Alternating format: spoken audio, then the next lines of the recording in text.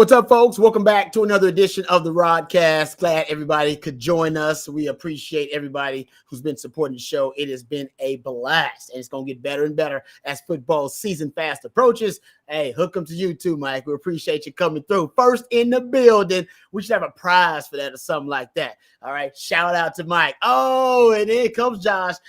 Just another Frank. Hey, shout out, just another. We appreciate you. All right, Mike, you was the first, but then it came right after that. Boom, boom, boom, boom, boom. Fast and Furious. CB in the building. My man CB, always, man, the unofficial producer for all the shows out there working hard. So we appreciate all you guys. We talking a ton of Texas football. Hey, Jeff Ketchum's in the building. What's going on, bro? Appreciate you coming through, too. We appreciate everybody.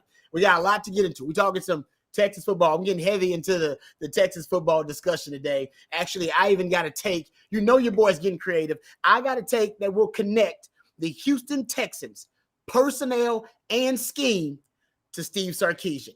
That we're gonna do that. We're gonna do it, baby. Degrees of separation, that connective thread. What's up, bro? What's going on? What's going on, James? Appreciate y'all coming through. What's the deal? All right, so I'm excited about the show. I don't know. We got enough time. We're gonna try to hit as much as we can. And Jerrin Thompson, you know what? Jahdae Barron is my favorite member of the secondary. I've said that. I'm a huge Jahdae Barron fan. But Jerrin Thompson had his media availability yesterday, y'all. And, oh, man, I got to tell you, he got your boy giddy. He said some things that got me giddy. He said all the right things. And we'll talk about what he said. And he also confirmed the unofficial mascot for Texas football for 2023. He confirmed it. It's done. We've heard it from a lot of different leaders. And once again, he confirmed it. We'll get to that. All right. Defense insights today. Man, you know, your boys always dropping knowledge on the defensive side of the ball. We're going to do that all the time. Matter of fact, I actually do have we'll get to Jerrin Thompson. We'll start talking defense when we get into Jerrin Thompson. We'll expound upon it because I love some of the stuff that he talked about. Fred, what's going on? Alan, what's the deal? Hey, I appreciate the love. Number 2-1, baby. I'll still represent. You see it in the background. All right. It ain't ever coming down. Wifey don't like it right here, so we building the office so I can put it up in there because she don't like it right here. Basically, I'm in the middle of the living room. She don't like that. So even the 2-1 don't get that kind of love. All right. Yeah, no doubt. John Wick, baby. Hey, it's being confirmed from all over the place. So we'll get into it. We'll talk about that coming up next segment. I want to talk Texas offense first, all right? So I was doing a little research, football theory. So I'm just doing research, looking at, you know, different concepts and different ideologies about the game. What's going on, Angry Milkman? Appreciate you coming through. Oh, yeah. Hey, Fred, I got a Texan sake. I told you I had one. I've been working on it, and I perfected it. All right. Now it's just where it needs to be. All right. So we'll get to that. Got Chef's Kiss. Got a great, if you're a Texans fan and a Texas Longhorn fan, I got a great take for you. That's coming up a little bit later on. Okay. So let's talk about variety.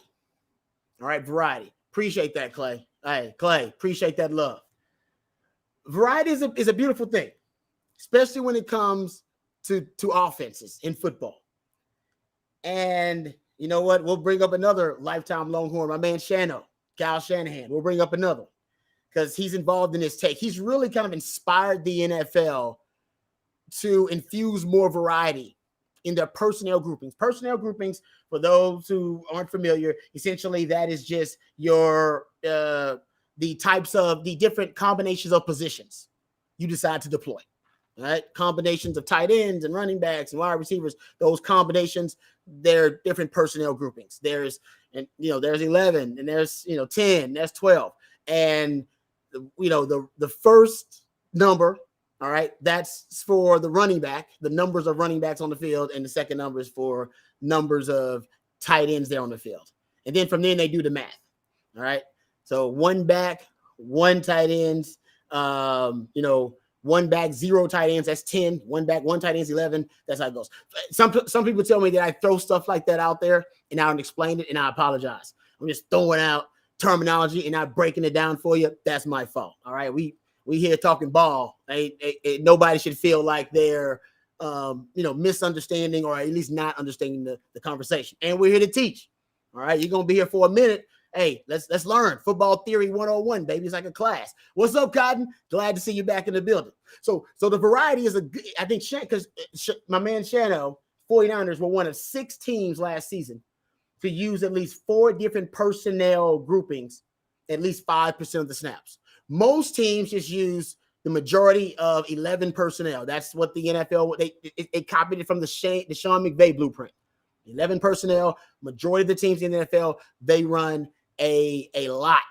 Majority of teams run majority 11 personnel. If I wasn't being clear, that's what they do. And they don't have a lot of variety in their personnel groupings. There are a few teams that do. And my man Shanahan, and by the way, just a connective thread, Sark is a huge Shanahan, Sean McVay, Matt LaFleur, the Shanahan clan tree. He's a fan of those guys. Mike McDaniel, I'm sure, too. He's been open about that.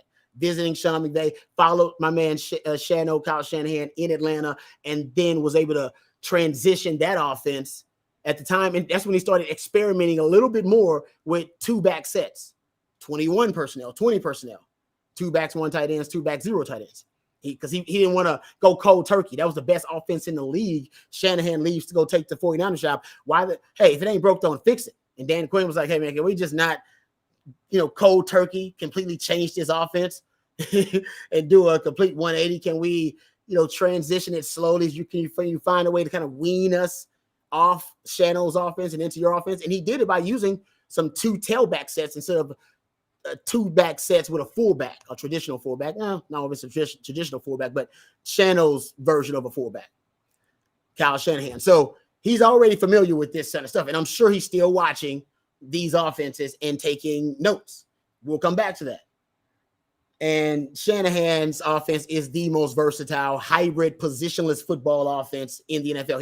He's the foremost mind in it, the foremost authority in it. So he's zigging when everybody else is zagging. He's using a lot of power personnel packages. 42% 11 personnel, 34% 21 personnel, 14% 12 personnel, around 8% 22 personnel, which is two backs, two tight ends. So, and it forces defenses to make a choice. You come out there in your heavy personnel, which are two running back sets, two tight end sets. Defenses have to adapt. They come out with 40 personnel or their heavier packages, or putting more guys in the box to stop the run because they assume we're most vulnerable against these heavier sets because they can run downhill on us. And if they do that, then you got guaranteed one-on-ones on the outside. Guaranteed. Unless they're going to run some kind of freaky zone. If they run a zone, usually it's easier for a quarterback to decipher. But if they decide, no, we're not going to allocate resources to stop the run. We're not convinced just because they're in heavier sets that they're going to run the ball. Then you can just run the ball. That means you got the numbers advantage and you have the size and the girth advantage. You're in heavier sets. So it's a little bit of a chess match, right? That you're going up against your opponent. And Shannon loves to allow the defense to pick their poison. And considering how versatile his personnel are, Christian McCaffrey and Deebo Samuel and Juszczyk and all those guys, he can move all those pieces around.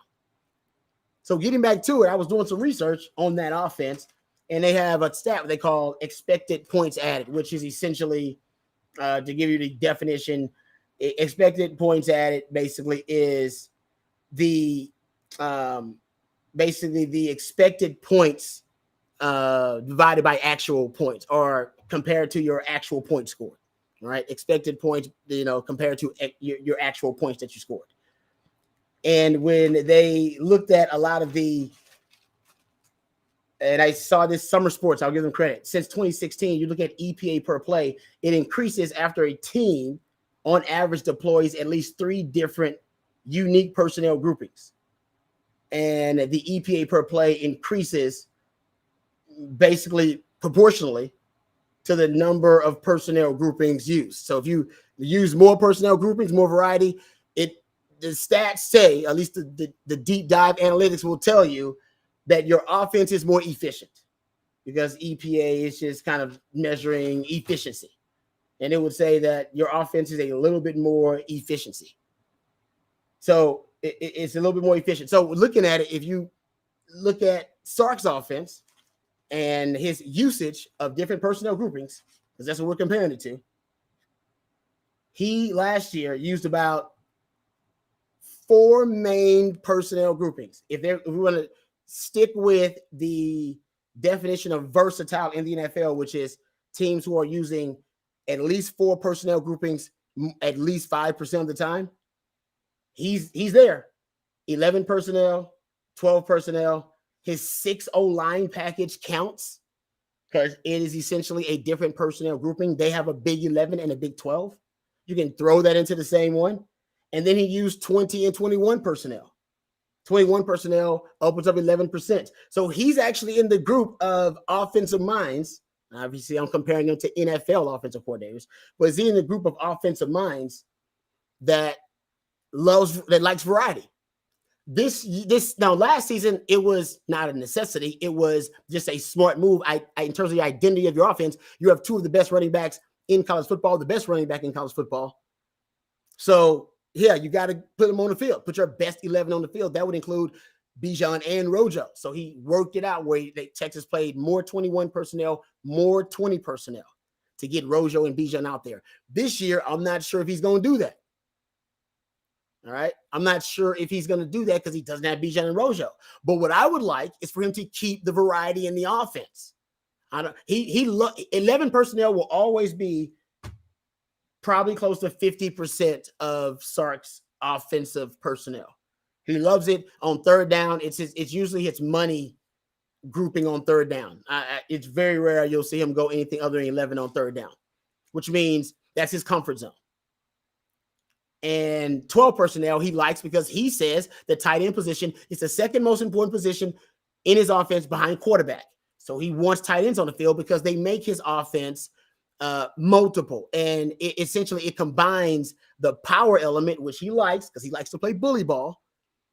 It combines that with the spread principles. And he wants to fuse them together, and he does it with the tight end position. Now, he's only got one 5-tool tight end, that's JT Sanders, but still, even a serviceable tight end, he'll still play that serviceable tight end, I don't know, 40%, 30% of the time. Now, he did that in 2021, but in 2022, he actually used the 6 O-line package, the Big 12, when they play Andre Carrick and then JT Sanders, or their Big 11, when they play, Andre Carrick out there, and then they'll throw, just their 3 wide receivers instead. They actually use that to supplement their 12 personnel. You saw a 6 O-line package, probably upwards of close to 15% of the time, and your actual 12 personnel around 26 and a half. All right. What it do, Josh? Appreciate you guys joining us. We just talking ball on here. So my thing is, Sark, is I do believe if there's less variety in the offense, meaning he's not using as many multi-back sets, which he should if he trusts C.J. Baxter and Jonathan Brooks and Keelan Robinson. You trust those guys, you can still use those two tailback sets. I'm not saying use it as much as you did with Bijan and Rojo, but still have enough variety where you should at least have at least 5% usage rate once we get done with the entire season and look back to increase the variety. And the main reason is, trust me, to utilize all your weapons, that's the biggest reason you should have variety. If you have the weapons that can support it. But another reason is, honestly, to force a defense to prepare for as many possibilities and as much variety as you can. Because the truth is, there's only so much time in the day. And the CBA or the NCAA, don't matter which level of football you're talking about, only allows you so much time to practice as a team. It's only so much time. And that is probably one of the more underestimated factors in football that nobody talks about enough. You just don't have enough time in the day to prepare for all the possibilities. That's why you need your players to individually take, responsibility on their own and do individual preparation game planning. But everybody ain't got guys that are that devoted, that committed. Here's a quote from the Atlanta Falcons director of analytics. He says, if defenses prepare for an offense by primarily studying each personnel group separately, the more groups an offense utilizes that a defense prepares for, the quality of preparation will naturally decrease as time is a constraint. It's natural. If I'm throwing out all this variety at you and you got to prepare for all of it, and you only got so many practice hours that you're allotted to practice with the team and to bring up all, I can either dilute your practice to the point where nobody really gets any substance from it, or I can force you to just run out of time to prepare for all the different possibilities that I'm going to present and deploy. And Sark has said this. Sark said the more we can do, the harder we are to defend. He has said those words. So my hope is that he actually is committed to that. The more you can do, the harder you are to defend. And it's actually not for the reasons you think. You think, oh, that's because he's using all their weapons. Actually, I think it's more about the less time you have to prepare for all the scenarios that could be presented and how those different assets and can be weaponized. You just don't know. Especially if it, like the Atlanta Falcons, right? And that's why I think the Atlanta Falcons, when they drafted Bijan, it was, like I said, the perfect marriage, because they are one of those teams that is extremely diverse in their personnel groupings. How about this? The Falcons, they used 11, 12, 21, 22, and 13 personnel at least 5% of the time.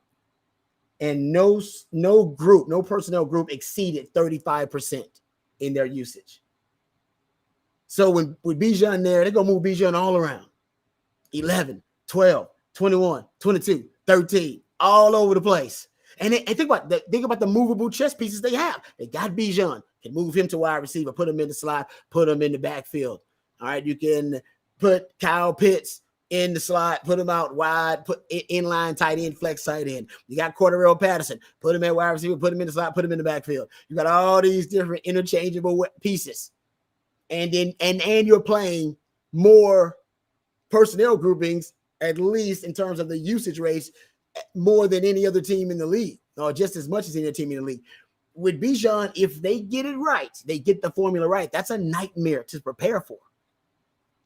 If they get the quarterback and all that right, those are big ifs.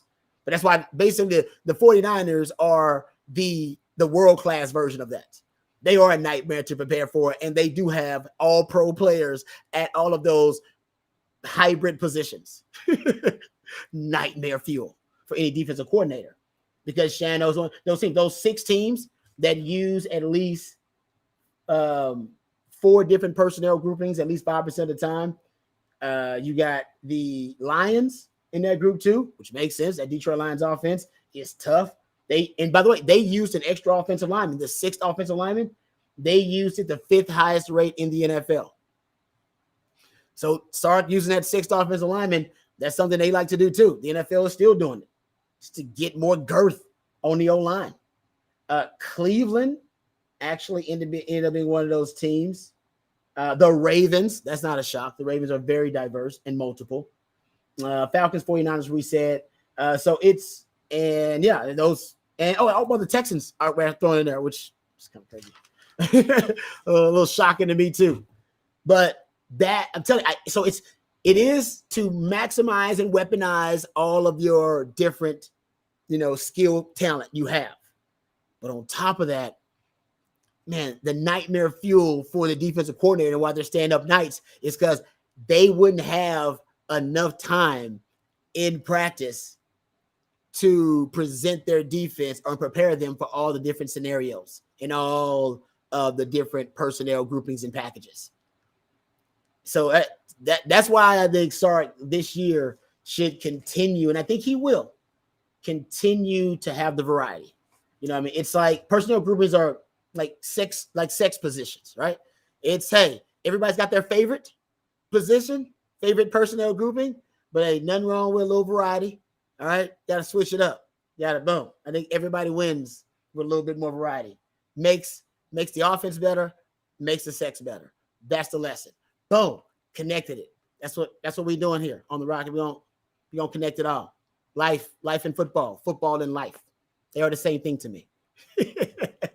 But yeah, and one thing about the heavy personnel packages, right? The heavy personnel groupings. And by the way, the proof that Shano has indeed, inspired the rest of the NFL, because he ran 21 personnel more than anybody in the NFL. Nobody ran more 2 backs, 1 tight end than my man Shano, and over the years. And by the way, he just dropped a second, because I want to say that Atlanta now just surpassed him this year.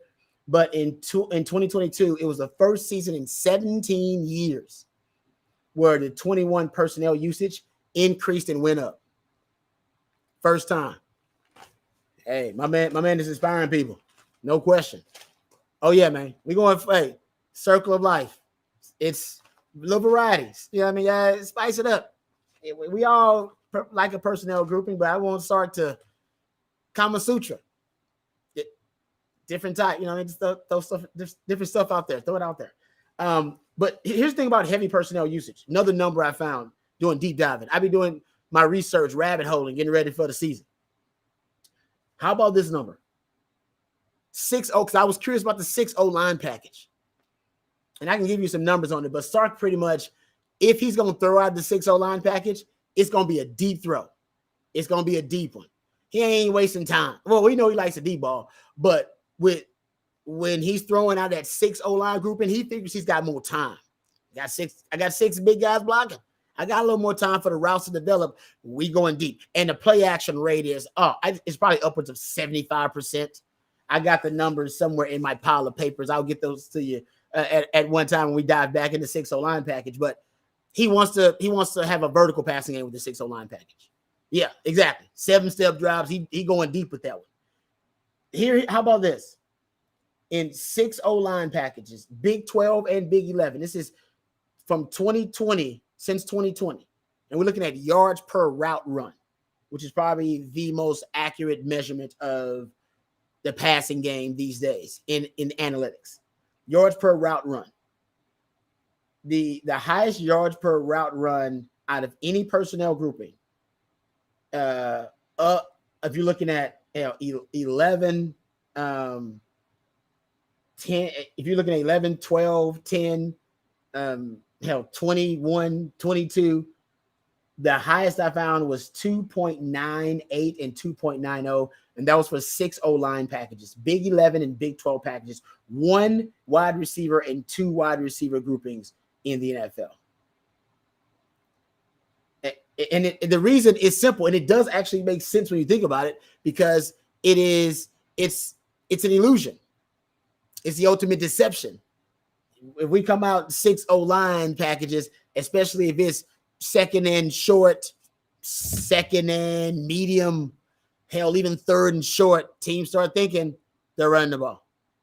Defenses are automatically programmed to think run when you have a heavy personnel grouping. So while they're thinking run, and the linebackers and defenders are all salivating, thinking about the run. We got to stop the run. We got to stop the run. All my keys, the run. And the offense plays right into it and decides to go with the play action fake on top of being heavy personnel, delayed release by a tight end, bootleg, waggle action, whatever it may be. Boom, guy pops wide open. And it makes perfect sense that the highest yards per route run are actually out of heavier sets.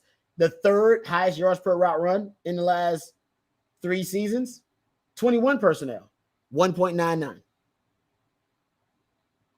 The fourth highest, 22 personnel, 1.89.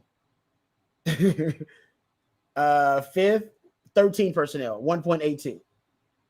Because it presents the defense with for them, all right, it presents them with a bit of an illusion, right? It's a deception, because if you're going to pass out of that set, everything, all their keys, every clue that they're reading pre-snap is saying run.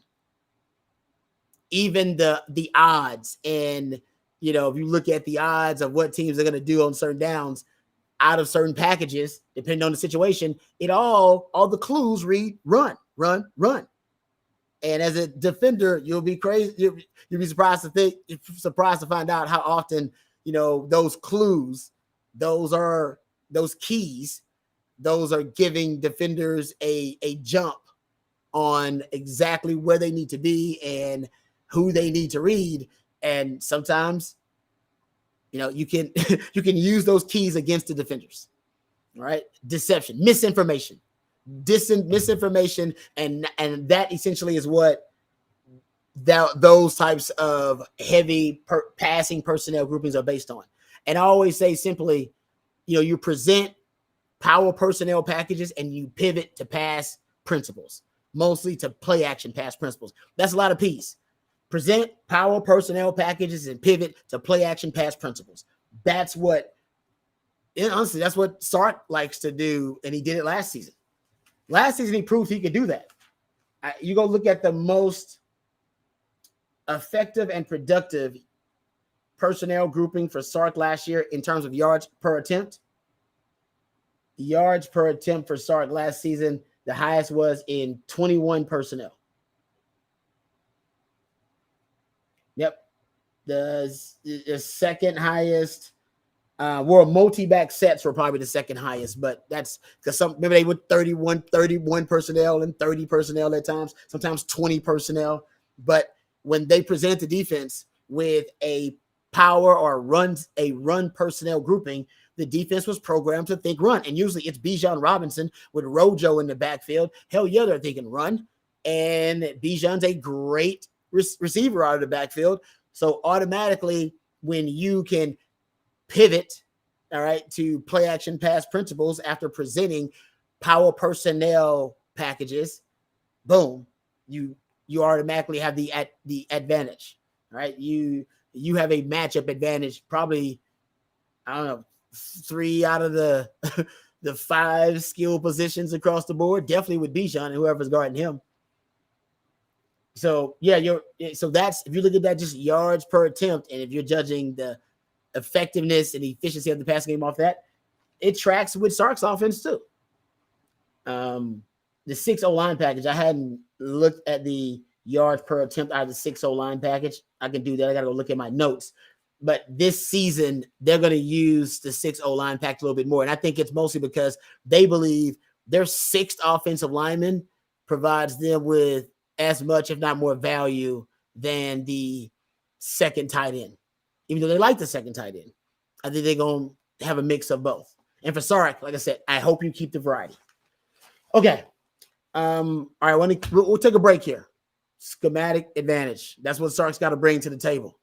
And honestly, that 6-0 line package, just real quick before we take a break, you guys know I've been talking about the kryptonite for Steve Sarkisian, that 3 high, 3 down look. Man, you start looking at that success of the 6-0 line package versus that 3 high, 3 down look. And honestly, that may be one of the ways that Sark can penetrate that defense in the run game. And I will share that info with you at a later date, but I'm looking for ways that Sark can overcome, all right, and solve that 3 high, 3 down defense. And I think I got a couple of ways to do it. Also, since reverse engineering some of Texas's game plans, I went and looked at every sack that Texas had in 2022, found a bit of a trend that I think is somewhat troubling. And I think I know how teams are going to attack Texas and try to pressure Quinn Ewers and whoever the opposing quarterback is going to be for them. I think I know exactly how they're going to try to do it. And I'll get into that coming up a little bit later on if we don't run out of time. If not, we'll cover it tomorrow. But come back, I want to get into the connective thread, the conceptual kind of philosophical thread that connects the Texans, my Texans, which none of y'all care about, and the Longhorns, which most of not all of y'all care about. So we'll get into that on the other side. Let's take a break. We'll let it breathe for a second. We'll be right back. This is the Rodcast in 3, 2. This Orangebloods recruiting flashback takes a look back at the single lowest rated recruit of the 2020 recruiting class and one of the 5 lowest rated position players that the Longhorns have signed in the last 5 recruiting cycles. That's right, I'm talking about senior All-American linebacker Jalen Ford, a lowly 3-star prospect who ranked as the number 127th ranked player in the state of Texas per Rivals. Yeesh. Ford's recruitment began in earnest in the spring of 2019 when he picked up 16 offers by the end of May, including Power 5 offers from the likes of Kansas, Minnesota, Utah, and Texas Tech. Still, the recruiting services paid him no attention. After taking unofficial visits to Oklahoma, Oklahoma State, and Hawaii, Ford took his first official visit to Texas Tech in late May. Quote, "This is my only official visit for the summer," Ford said at the time. "I'm looking to visit Washington State and Utah early in the season, so maybe I'll be ready around September, then make a decision and announce my commitment shortly after that." True to his word, the trip to Utah proved to be a game changer for Ford as he committed to the Utes on October 8th of his senior season, right after taking his official visit to see the Utes. Very quietly, though, the Longhorns became involved in his recruitment a month later. After Texas assistant coach Tim Beck visited Ford at his high school, Tom Herman called him a week later to offer a scholarship. Ford did a good job of keeping the news of Texas's interest under wraps. In fact, in early December, Ford told Orangebloods that he hadn't even been talking to the Texas staff. At the time, Lone Star was alive in the Texas State playoffs, and Ford said he wanted to remain focused on his team's playoff run.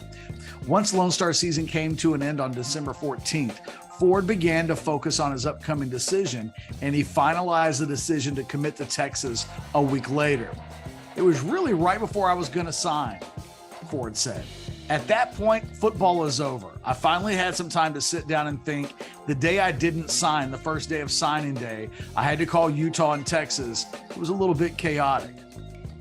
On December 23rd of 2019, Ford committed to the Longhorns, and the rest is Texas football history.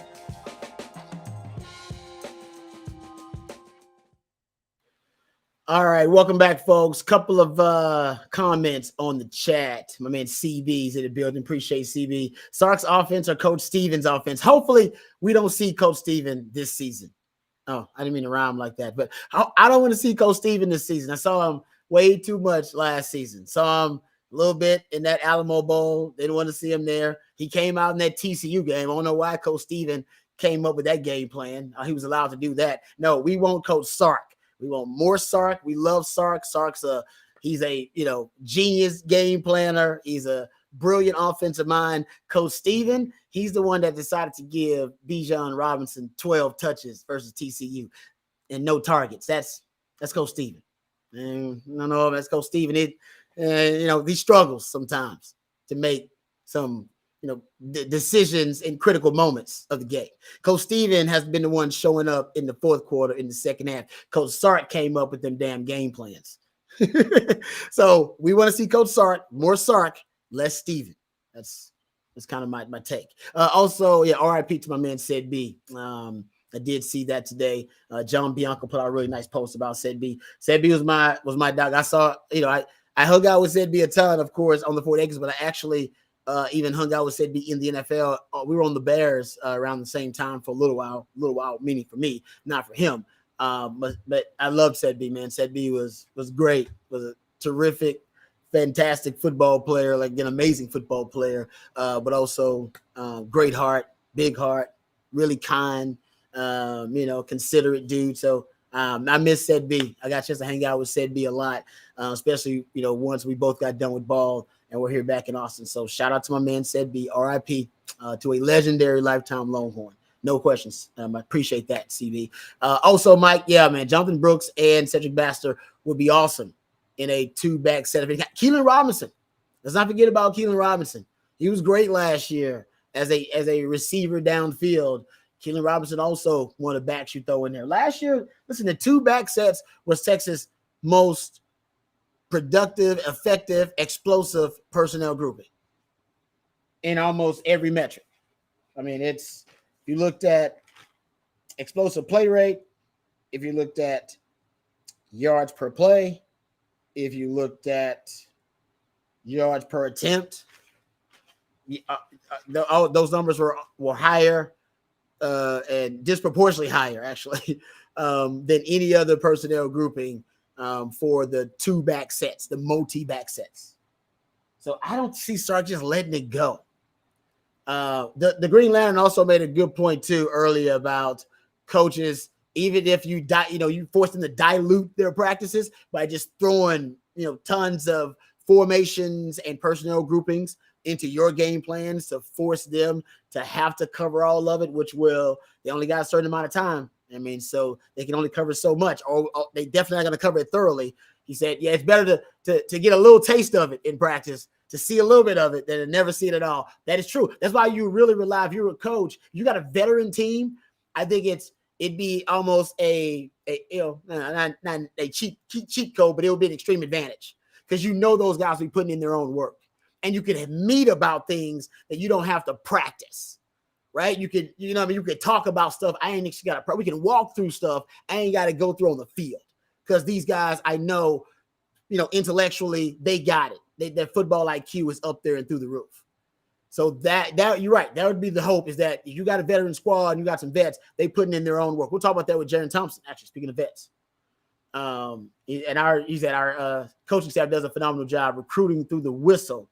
But Sark only taking off for 3 days this summer. Should we be concerned with burnout for Sark in the next few years?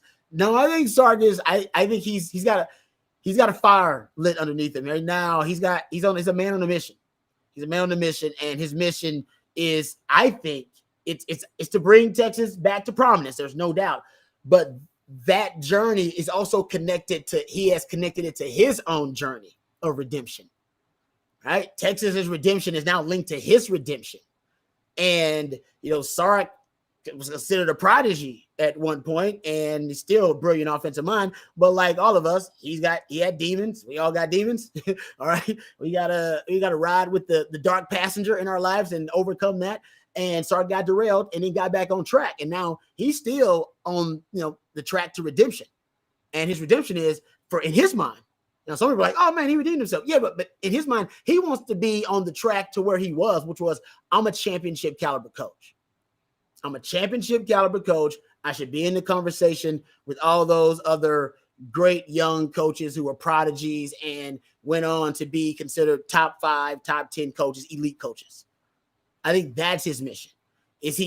How close is he to that? I think there's some steps, and I've addressed a lot of them. There's some steps he needs to take. His teams at Texas had last year outscored their opponents by a combined 179 points in the first 3 quarters, but were outscored in the fourth quarter in overtime.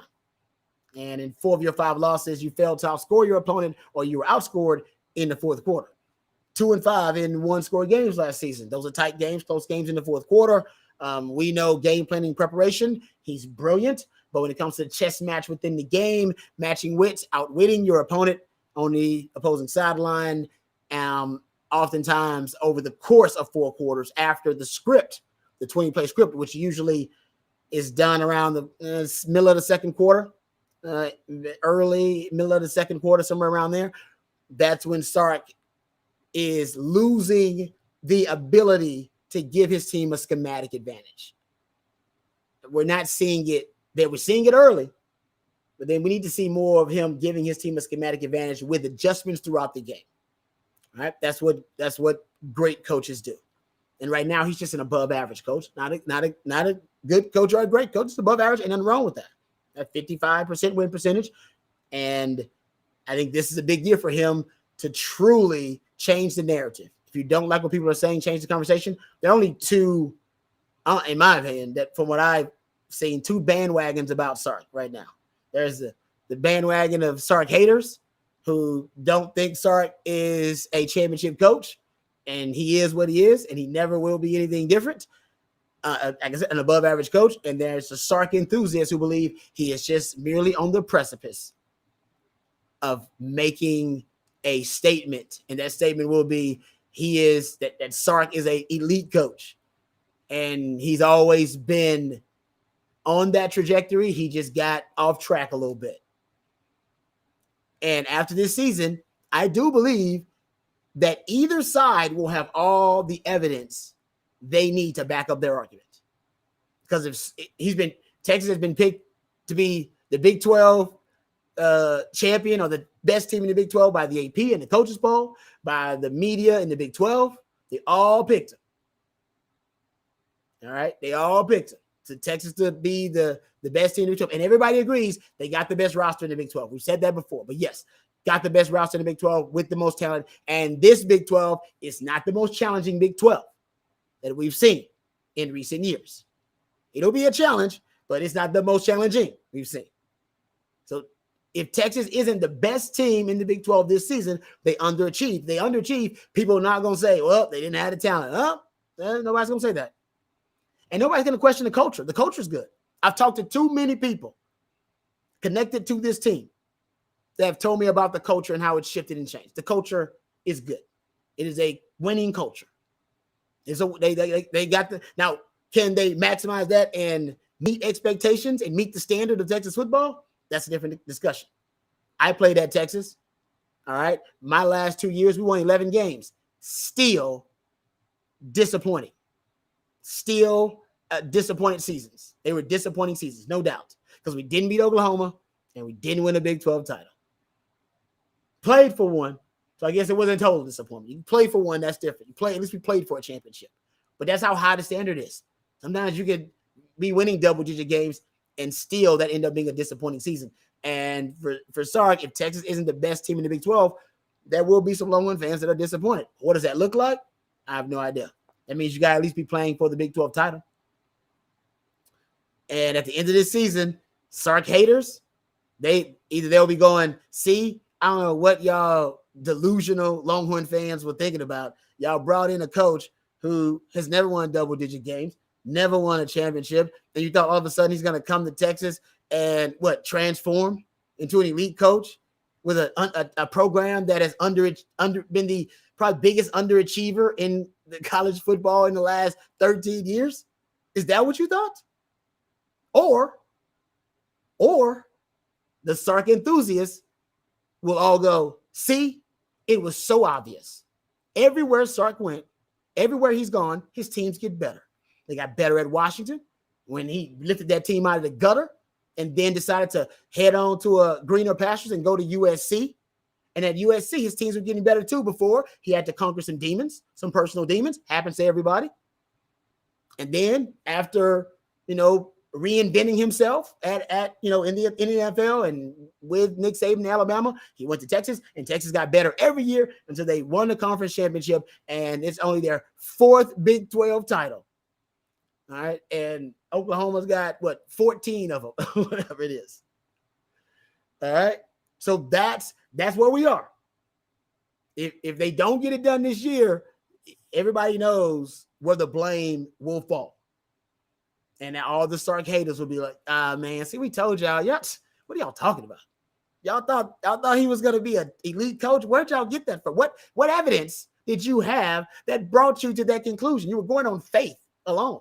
Nothing wrong with faith and hope, but that pretty much is what you were going on to have those type of expectations. Or, like I said, it'll be like, it was so damn obvious that Sark was going to come to Texas with the resources Texas has, with the support Texas has, with the talent Texas has, and with his football knowledge and his offensive acumen and his ability to hire great coaches, and he was going to win.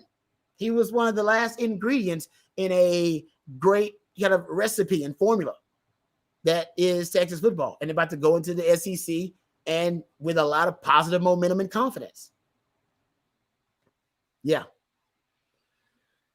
All right, so that I think that's kind of where people are going to be either way about Sark after this season. And I think, like I said, I think Sark's got the potential this year to win a championship. It could go either way. I don't think anybody knows definitively which way it can end up going. Okay, let's get. Yeah, I did. My man TV says you played for 2 Big 12 titles. You're right, 99 and 01. You're right about that. Should have won at least one of them. Cotton says 3 high safeties, Sark needs patience, 21 personnel, power plays, trust the flats, and take the occasional big seam hits. Yeah, he's got to overcome that too. That's an obstacle, right? That's, like I said, I described it as kind of his schematic kryptonite. He's got to figure out 3 high. And I think he's bringing it. If I'm right in what I'm tracking, I do think there are some moves he's made specifically to overcome that. All right. Specifically to overcome it. I really do. I think he actually has made, like I said, I'll go over that as we go on, but I do think I've been tracking it. I do think we're seeing signs that Sark is coming up with his own remedy, his own formula to combat and counter the 3 high, 3 down. Okay. CB says Baylor and K-State recently tied Texas with 3 Big 12 titles. Texas sat alone at 3 forever. Yeah. I mean, that's this year. If you can win a Big 12 title, it does say a lot. I mean, Texas hadn't won a lot of them. I mean, it's, like you said, it's only 3. You got the first Big 12 title with Bakovic. Then you got Mack, who won 2. That's it. So if Sark comes in and Sark can win a Big 12 title, says a lot. That's a lot about him and with the program and how quickly he was able to take it from 5-7 to winning a conference title. Hey, thanks, Jimmy. Appreciate that. Thank you, Jimmy. We appreciate it. Okay, let's talk about the Texans. And I'll connect it, I promise, to the Longhorns in 2 different ways. So I watched the Texans preseason game, and I actually watched Tank Dell. We'll start with him first. Tank Dell actually ended up having a really good performance for the Texans. He had 8 targets, 5 receptions, 65 yards, 34 yards after the catch. He's going to be a problem in that Texans offense because the Texans, they use a lot of motion, pre-snap motion, and they put him on the move, and they put him in the slot. And remember, I told you that Shanahan offense, one of the core principles, that kind of the core cheat codes that it uses is pre-snap motions and shifts. And Sark is big on it too. And I've been trying to track and see when Sark's offense started adopting so much pre-snap motion and so many shifts. I do believe it was after he followed Shanahan in Atlanta, and Shano has been one of the leaders in the NFL in pre-snap motions and shifts. Going all the way back to 2017, nobody has used pre-snap motion more than the 49ers and the Rams. Actually, the Rams are right there too. Sean McVay in that Shanahan clan, on that Shanahan coaching tree. And if you go look at the Sark offense, he also uses a ton of pre-snap motion. Hell, I'll make the case he probably should use more, and I'll get to that in a second. But I saw a stat that the Texans, when they used pre-snap motion, they averaged 6.4 yards per play, and without it, in that first preseason game, they averaged 3.3 yards per play.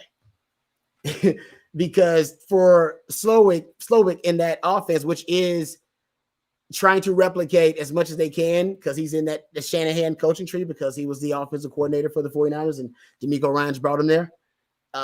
That is the conceptual thread that connects that offense to Sark's offense. Because I do believe Sark was also inspired to up his usage of pre-snap motions and shifts because he saw how effective it was and how much it helped them with leverage, and it helped them, get the numbers advantage. It helped to kind of unlock the defense in different ways. And Sark uses it a ton. I mean, he's at 50, he broke us to 55% now for last season and this season.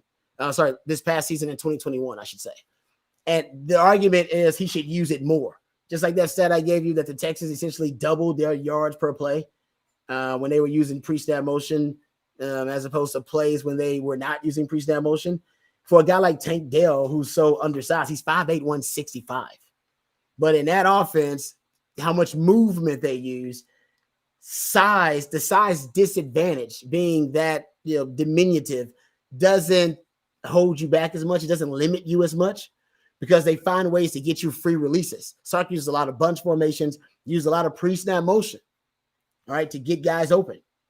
And you could argue it is the most important and the most common vital sign of Sark's offense. The vital signs like a pulse and, pain level and your blood pressure. I think that's one of them, right? Your respiratory rate, all that kind of stuff. If you're looking at vital signs of an actual offense, basically pre-snap motion is one of the ways you can judge how the vitality, right, of Sark's offense. And I've been tracking it for the time he's been on basically since Alabama's last year. I went even back as far as doing that Alabama's last season to see how much he utilized it, just doing research on Sark before he came. And if you go look at his targets to motion, which is targeting a player in motion at the snap or prior to the snap, 81 and 80% completion percentage the last 2 years, 8.4 yards per attempt and 10 yards per attempt. First down and touchdown rate of 30 2%, and 39%. It explosive play rate of 30% and 30%. That is also tracked. It is an extremely effective concept for really every offense. I went back and looked at NFL quarterbacks with pre-snap motion. 65% completion percentage with pre-snap motion last season, 63% without pre-snap motion. Passer rating with pre-snap motion was at 91.7 passer rating, and without it, 87.2 passer rating. Touchdowns to interception ratio was better with pre-snap motion, 4.5 to 2.1, without 3.9 to 2.4. So for Sark, who's using it like 55% of the time, and for Bobby Slowick, who's going to use it a lot too, last season, Miami Dolphins led the NFL with around 76% of motion, period, post, like period overall, and 45%, so they call snap motion, like at the time of the snap. And Baltimore's in the top 5, Rams in the top 5, San Fran, Atlanta in the top 5. Washington actually was there too. And all those teams are hovering close to 70-something% at this time. I think that's where probably Sark needs to be hovering around too. 55% ain't doing it. I would like to go even deeper. All right, with that concept. Xavier Worthy averaged over 20 yards per reception on targets when he was targeting with pre-snap motion, like as a target on pre-snap motion. It's just extremely effective. All the analytics and the numbers say so. And the Texans, I'm going to watch that too and track it. It's actually going to help out the Texans offense too and make it a more effective offense with Bobby Slowick. That'll be one of his main cheat codes that he deploys. And it'll help out. And this is something I was looking at too, the success rates, which are getting 40% of the yards needed on first down, 60% on second down, and 100% on third down. Success rates with players in motion. Because sometimes I love about Sark's offense. I was watching this, doing some research on his first 20 plays earlier this week. Sometimes he'll put multiple guys in motion. And nobody in the Power 5 moves around, motions, and shifts more than Ja'Tavion Sanders. He moves Ja'Tavion a lot, which is really good to kind of hide him within the construct of the offense so that the defense can never quite, really kind of quite get a read on where he's going to be and who's going to end up isolated on them. Makes him really tough to defend. And sometimes he'll shift Ja'Tavion Sanders and still motion the guy, putting multiple players in motion before the snap. Success rate goes from 45% with 0 players in motion to 48% with 1, 51% with 2, and 67% with 3+ guys in motion. And you're starting to see more of it everywhere. For Sark, it should be higher than 55%. And hell, for Bobby Slowick, it'll probably be in the 60-something range if he's coming right off that, like I said, that Shanahan tree, which is pretty much most of the top 5. With Jano, with the Rams, Miami with Mike McDaniel thrown in that conversation too. Kansas City is also really high now. They started after Mahomes became the starting quarterback. They went from 39% with Alex Smith to 55% pre-snap motion rates and 62% in 2019 with Mahomes as the starting quarterback. So they also just took their pre-snap motion to another level. Tank Dell. He's a small guy, little guy. He was drafted in the 3rd round by the Texans, 5'8", 165. Very small. I mean, he's right at a BMI, body mass index, of around 25 on the dot, like right around 25. And yet he's going to end up being one of the best wide receivers for the Texans. There's a Sark connection here, I promise you. He's going to end up being one of the best wide receivers for the Texans because they don't have a lot of wide receiver talent. They got Nico Collins. They got Robert Woods. They got some other guys, but he's explosive. But he's small-ish. He's slight, but he's really, really explosive. And it made me think about the type of receiver that Sark likes. Like, Sark's got a type of receiver. And they're small. They're fast. First of all, you got to be a speed demon. But they also are slight. They're not short because Tank Dell he's short. But they're slight-ish receivers, and he's small and slight. He's both. All right, 5'8", 165, but he can run. He can move. All right. And Paxton, I'll get to your question. What are you worried about to say? I'll get to that because we're going to talk about Jerrin Thompson. So I promise, Paxton, I'll get back to it. Don't let me forget. Chris, it says, don't forget about motions and shifts completely changing the run fits for the defense. Exactly. That's why I think it's a good point. That's probably why he moves around JT Sanders so much. That he's constantly moving JT. And there's a lot of split flow. Split flow is when, you get an offensive player, a blocker from almost one side of the formation coming back to the other side of the formation to make a block. And you get that a lot with JT Sanders with that kind of movement on the offense. And you could be right about that. That's a great point, Chris. I agree with you. I agree with you on that. Tank Dell. And he's below like the 10th percentile in size. Like I said, he's really small. Like I said, but it reminded me how small the receivers that Sark likes because they're all smallish guys. Jonte Cook is a little bit thicker, but hey, man, those guys are skinny. But as long as they can run, that's all Sark cares about. Speed demons. And Tank Dell is that. He's a speed demon. He only ran a 4.49 and a 40, but his 10-yard split was phenomenal. It's one of some guys, we talked about this earlier, football speed. Some guys run, they move a whole lot faster than their 40-yard dash would indicate because that's football speed. And I was thinking about this, and Tank Dell doesn't really apply to this, but it inspired the take because he was drafted in the 3rd round. I think he was 70th overall, even though some people thought he might end up being a receiver drafted in the first 2 rounds. He led the nation in touchdowns, receiving with 17, and he had over 1,300, had over 1,390 receiving yards in 2022. Really productive guy from U of H. So he's small, and the NFL has started to be a little bit more accepting of small-ish receivers. And honestly, I don't know if you want to directly tie it to Sark, but Sark's got something to do with it because Devontae Smith was one of those small-ish receivers. And he ended up being, elite, being drafted 10th overall, won the Heisman. And there's an argument to be made that Sark has really shifted the NFL's mindset about small-ish receivers, period. So I'll give you a stat because we're looking at BMI, body mass index. So there have been 24 wide receivers drafted in the first 2 rounds. All right, since 2000, with a body mass index of 25 or less. That's right where Tank Dell is. He's right around 25, 25.1, I think, to be exact. 9 of those 24 receivers to be drafted in the first 2 rounds with a 25 BMI or less since 2000. All right, 9 of those have happened since Devontae Smith, who also is in that category of these small-ish receivers, because Devontae Smith he's slight as well. All right, he's around 23 BMI, 23 body mass index. He's skinny. Oh, he can put you in the spin cycle, but he's skinny out there. But he's got good play strength, and he knows how to absorb contact. These guys know how to take care of themselves, so it's not a slight at all. You said that was funny.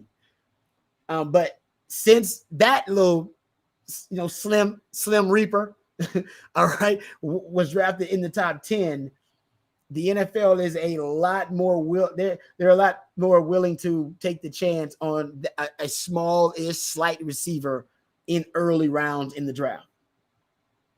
So you're talking about the 21 years prior to Devontae Smith being drafted, there were just 14 wide receivers with a body mass index of 25 or less drafted in the first 2 rounds. And since Devontae Smith, or since that draft, you've had 10. 10 since 2021. So 10 in the last 3 years. And then prior to that, 14 in the previous 21. And like I said, I can't give Sark that much credit, but Sark did weaponize Devontae Smith to the point where he won the Heisman. Like I said, that guy was small and slight And because of how Sark used him and utilized him, people were looking past that saying, no, we can, he can play. It doesn't matter about physicality. He can absorb contact. He's got great play strength. And ever since Sark made Devontae Smith a Heisman win, I didn't say he made him, but helped him win the Heisman. A lot of NFL teams seem to look past that data point of body mass index or small-ish receivers in the early rounds. Even Jalen Hyatt, he's at 25.6. I know he was drafted a little bit later, but these receivers are getting slimmer. They're getting a little bit slimmer, and probably because in the NFL now, hey, you can't even really hit a receiver. You can't put a haymaker on a receiver. You can't lay the hammer down on a receiver. They know that. Hell, even within the first 5 yards where I can have contact, I've seen guys get called for PIs and holding, and I thought, oh man, he's just getting handsy with him within 5 yards. Can't even do that anymore, really. Yeah, and that's exactly Paxton. That's Xavier Worthy, and that's Jonte Cook. Those, because Sark's got a type. If you go look at his receivers over the years, I guarantee you'll start to notice a trend. And they're like, oh, he's got a type. If you go look at all of Rod B's ex-women, ex-girlfriends over the years, you'll probably say, oh, Rod B's got a type. He likes, big booty brunettes. It seems like there's a trend there. 65% of the women, hey, whatever it is, you know what I mean? Like you'll see the trend. For Sark, you see the trend. Trend's pretty obvious. Small speed demons, small-ish speed demons, slim reapers. That's what he's all. And like I said, I think he opened the mind of the NFL scouting community about this as well. I think they started to go, you know what? Maybe because a guy's small, maybe we should just look at the film. And we just don't know how to use a small-ish, slight-ish receiver. The Sark just gave us the playbook on how to do it. He got the cookbook on how to. Oh, the cookbook, Jonte Cook. Somebody write that down. We got to remember that when Jonte Cook started cooking, the cookbook. Boom. That's done deal. All right. Get it up. Know what I'm saying? Start making some t-shirts with that one. That's easy. That's easy money right there.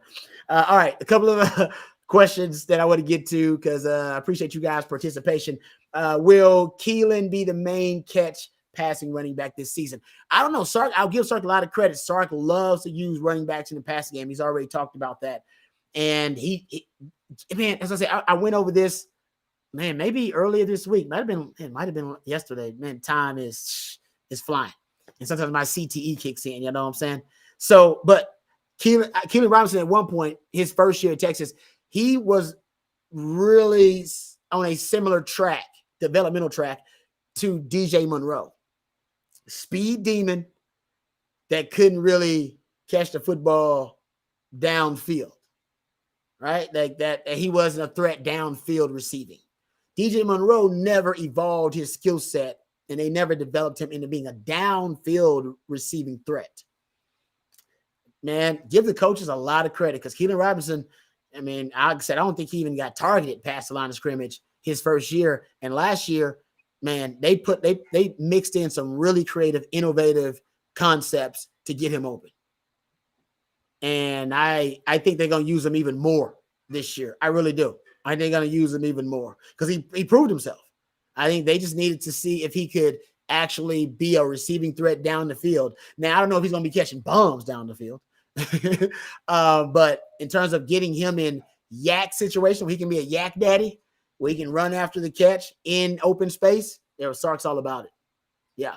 Paxton, safety position. Yes, I will get to it. As a matter of fact, we probably should just take a break and then get back to the safety position. So we'll do that after we come back from the break. Let me hit a couple of questions. We'll do because I want to talk about Jerrin Thompson, who is the elder statesman back there, and he is the safety. So I do think that we'll get into it, what my concerns are about safety. And honestly, the truth is, I may not have that many concerns about safety. That may be the good news. So we'll get into that on the other side. We'll come back. We'll dive into it. We'll also, I meant to address this yesterday about Brett Yormark and give him some credit because now we know who's going to be performing at the Big 12 championship, and he's got him a performer. And Brett Yormark has always said he wants the Big 12 to be the nexus of pop culture and sports, and he's proven that once again. He's Rock Nation, so he's got hip hop background, pop culture background, and he's bringing that to the Big 12 once again, proving that. So we'll talk about that on the other side. And also Jerrin Thompson, the newest football investigator on the 40 acres. All of that and more. We'll come back right here on the broadcast. Let's take a break. 3, 2, 1. This Orangebloods recruiting flashback takes a look at a player that was the first commitment of the TCU class of 2020 and became the last signee of the Texas 2020 recruiting class, with a little stopover in Waco in between. That's right, Texas senior defensive back Jahdae Barron had one hell of a recruitment before eventually developing into one of the most important remaining players from a somewhat disastrous 2020 recruiting class. For those that might not remember, Barron finished as a mid 3-star prospect in the Rivals.com rankings while finishing 79th in the state and 72nd in the country as a cornerback. Should note for the record that I had Barron ranked as a 4-star prospect in my rankings and the number 30 overall prospect in the state. When we look at his recruitment, things really started to heat up following a junior day visit in February of 2019 to TCU and Gary Patterson. After visiting on the junior day in February, Barron committed just a couple of weeks later, citing that Patterson's track record of developing players was a big reason for his decision. Yet a little more than a month later, Barron backed out of his commitment to Patterson, primarily because his offer list started to take off shortly after his commitment, with the likes of Oklahoma State, Tennessee, and Arizona jumping into the mix. Before his decommitment, he actually took an unofficial visit to the 40 acres, although the Longhorns didn't offer. Fast forward to June 22nd, and Barron announced his commitment to Baylor. From that moment on, all the way through the rest of signing day, Barron was solid as a rock to the Bears, even in the aftermath of the departure of Baylor head coach Matt Rule. Things changed for Barron in April as he asked for Baylor to release him from his national letter of intent. Quote, "Thank you to the Baylor Nation for embracing me," he said on Twitter. "Today, I requested an official release from my NLI to Baylor and will begin looking for a new school to pursue my athletic dreams and career goals." 8 days later, Barron committed to Tom Herman's Texas Longhorns. Flipping Barron was a huge win for defensive backs coach Jay Valai, who had only been in Austin for a few months when he landed Barron. Barron was the 20th and final signee to a 2020 recruiting class that finished 16th in the nation. While Bijan Robinson is famously remembered as the headliner of the class, Barron was one of the 3 lowest rated prospects in the entire group, according to Rivals.com. Of the 2 players ranked lower than Barron, one of them was none other than All-America linebacker Jalen Ford.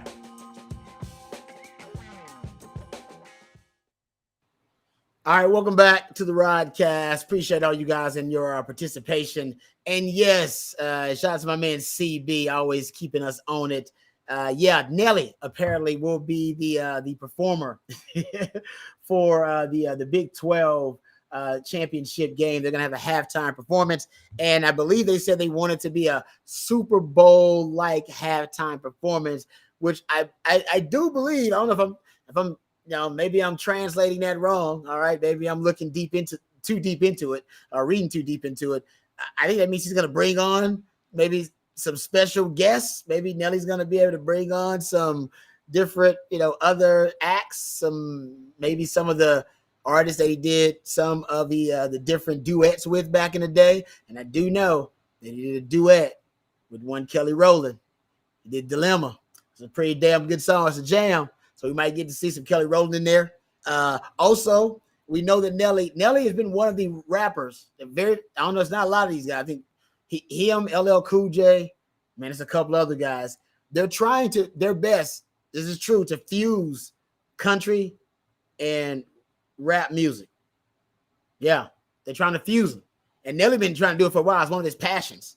He actually has been, and he's from the ATX. So shout out from Austin. So I said Nelly, Paxton says Nelly likes Texas. I think he should represent where he was born.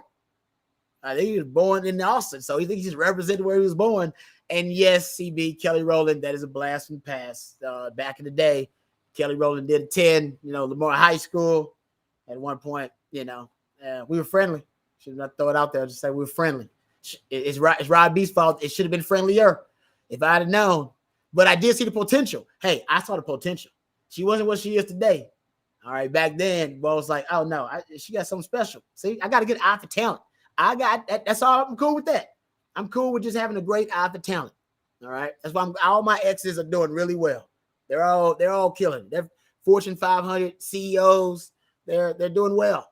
All right, they're doing well in this life. This is because your boy. All right, I got good taste. See these? I can scout. Damn it, I can scout.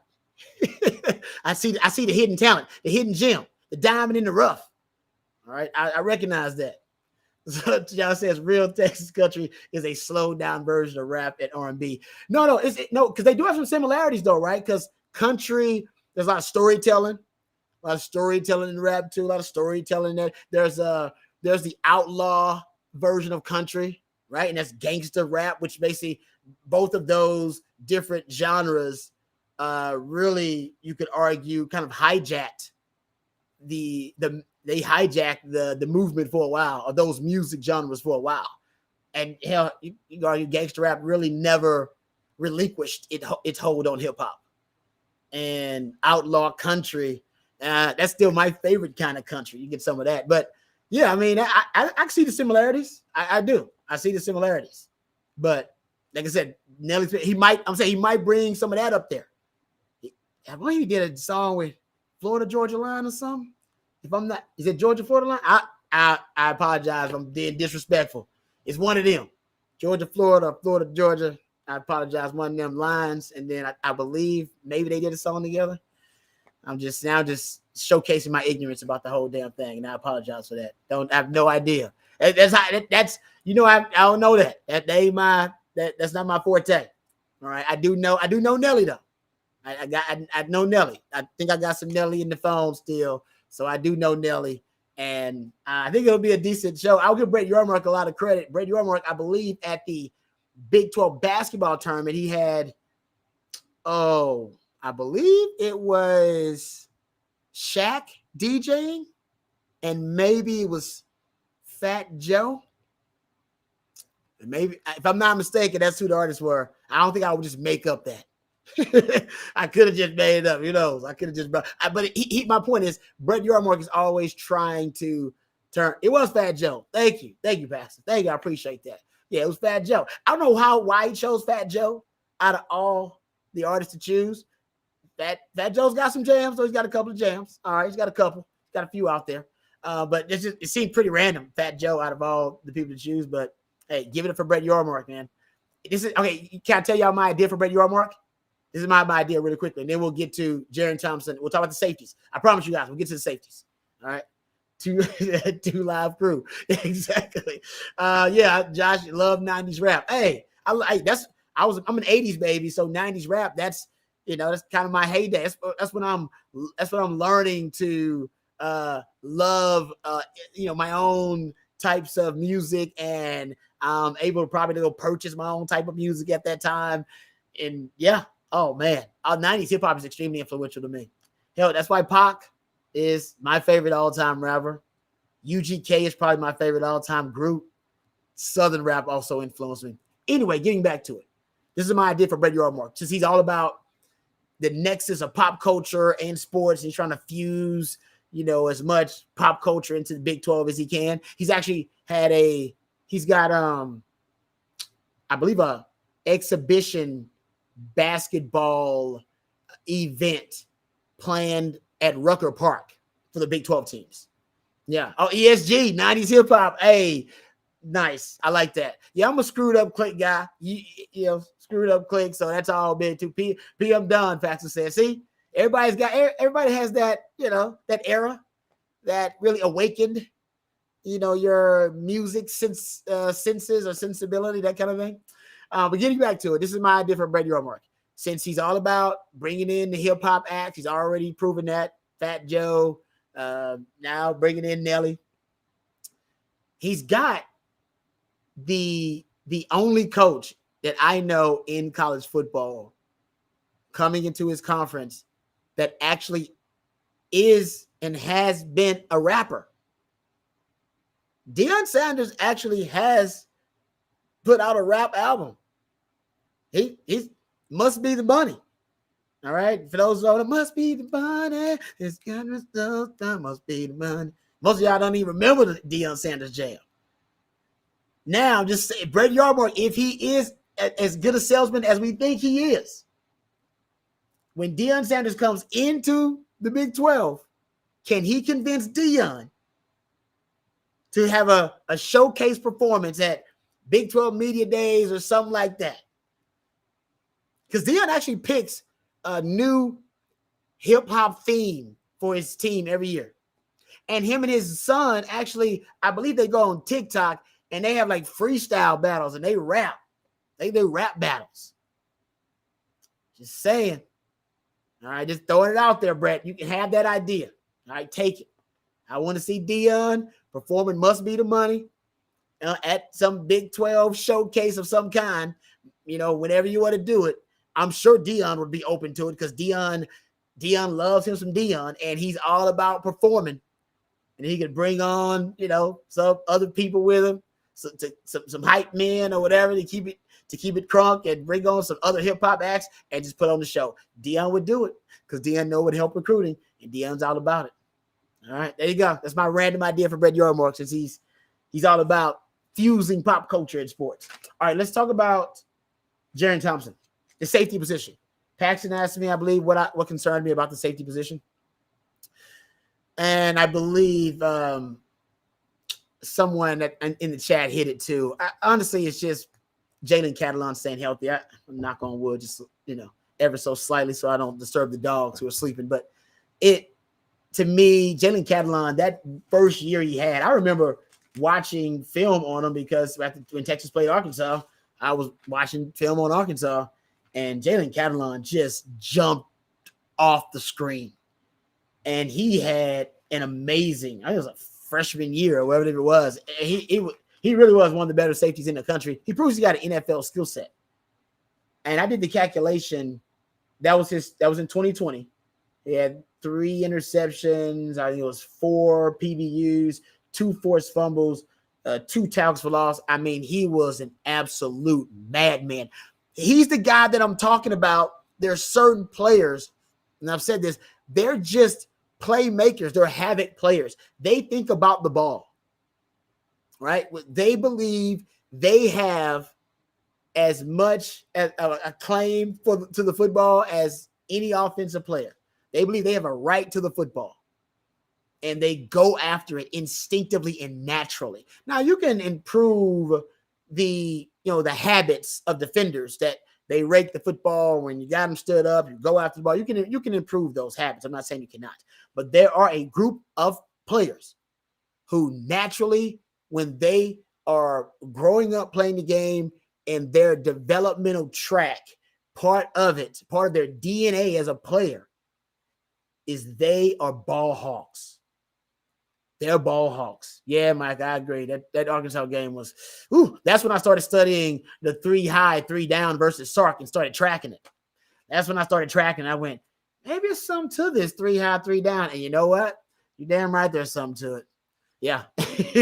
His teams average around 9 fewer points per game. And if you want to compare 3 high, 3 down productivity to more traditional defensive looks like single high and 2 high safety looks, that number grows even more.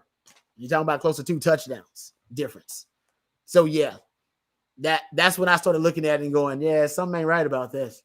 You ain't supposed to get shellacked like that, no matter what the talent disparity is, or because it's a road and away game. Not if you're supposed to be an offensive juggernaut. Now you're supposed to be an offensive genius. Anyway, but I digress. But there's certain guys who are just born with the ability to take the football away. They just think differently. They're programmed differently. And I talked about this. I played with Nathan Basher, who's the all-time leader in interceptions at Texas. I played, with Derek Johnson, who had naturally had that tomahawk move. Nobody at Texas taught him that move where he would, punch the ball out. Nobody taught him that. That dude came in doing that move naturally, and then we started to teach the move in practice because it was so damn effective.